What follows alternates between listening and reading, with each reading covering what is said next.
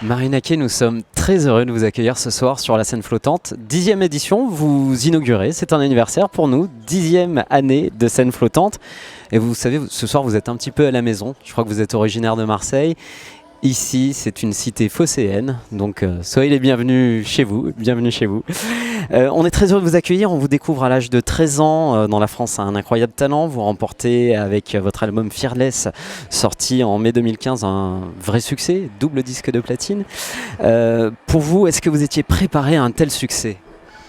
Je sais pas, moi j'ai tendance à toujours me dire que c'est pas assez. Donc je suis toujours dans la performance du mieux. Donc je vois pas ce qui se passe actuellement et je cherche mieux encore. Donc je m'en rends même pas compte de ce qui se passe aujourd'hui actuellement en fait. Vous avez un univers empreint de fortes émotions cinématographiques, on le voit à travers vos clips. Ici, on a un festival du cinéma en Agde qui a à peu près le même âge que les scènes flottantes. Est-ce que pour vous, l'inspiration cinématographique et musicale est importante ? Vous arrivez à faire mélanger les deux domaines ? Je sais pas si j'y arrive, mais en tout cas pour moi les deux sont hyper importants. Je suis une immense fan de cinéma, j'adore les musiques qui font partie des bandes originales de films aussi. Donc je suis vraiment une très grande fan en fait, voilà, de tout ce qui est incroyable et qui est un petit peu inatteignable. Donc j'essaye de mêler ça à ma musique en permanence. Ouais. Ce soir, chanter sur l'eau, c'est une première ? C'est une première, ouais, ça a l'air assez fou d'ici. En plus, avec tous les gens autour, sur le pont et tout, c'est une toute première pour moi.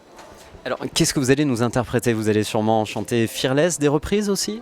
Oui, enfin pas beaucoup. Il y a surtout aussi, il y a les titres de mon album, il y a des inédits, il y en a de la réédition de l'album qui était limitée, donc beaucoup de gens ne connaissent pas. Donc il y a pas mal de titres pas connus aussi.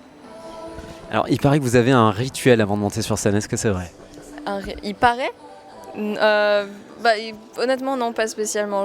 Disons que je fais un petit câlin aux musiciens et puis si j'ai mon chien à proximité, je lui fais un câlin aussi et puis j'y vais quoi. Le titre Live Before I Die, un message engagé, une philosophie de vie ? Une philosophie de vie, mais que malheureusement personne n'arrive vraiment à avoir, je crois en fait. C'est vraiment cette envie de profiter de la vie avant de partir, parce qu'on ne sait pas ce qu'il y a derrière, et c'est quelque chose que j'ai toujours eu envie de faire, mais malheureusement, j'avoue, je ne sais pas bien le faire. Je suis quelqu'un de très perfectionniste et je cherche toujours à aller plus loin, à aller plus haut, et j'oublie un petit peu la vie, donc j'essaye. Chanter en anglais en France, c'est un challenge ? C'est un super gros challenge, je me suis fait beaucoup attaquer pour ça, honnêtement. Mais je suis contente parce que c'est un challenge qui a quand même été couronné de succès, parce que beaucoup de gens ont suivi et qu'ils arrivent quand même à se reconnaître dans ma musique, donc je suis contente. Aujourd'hui, vous passez les frontières internationales. Sia a écrit pour vous, vous avez fait un titre avec Lindsey Stirling. Pour vous, c'est la consécration ? Pas du tout, pas du tout. Non, pour moi, c'est une jolie façon de commencer à décoller du pays, voilà. Quels sont vos projets pour l'avenir ?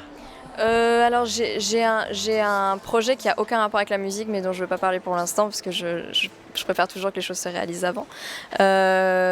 Donc voilà, je vais vachement travailler sur ça à la fin de l'année, et puis voilà, on commence à avoir juste des discussions par rapport à l'international, ce qui serait le mieux de faire, quel pays en premier, donc on verra.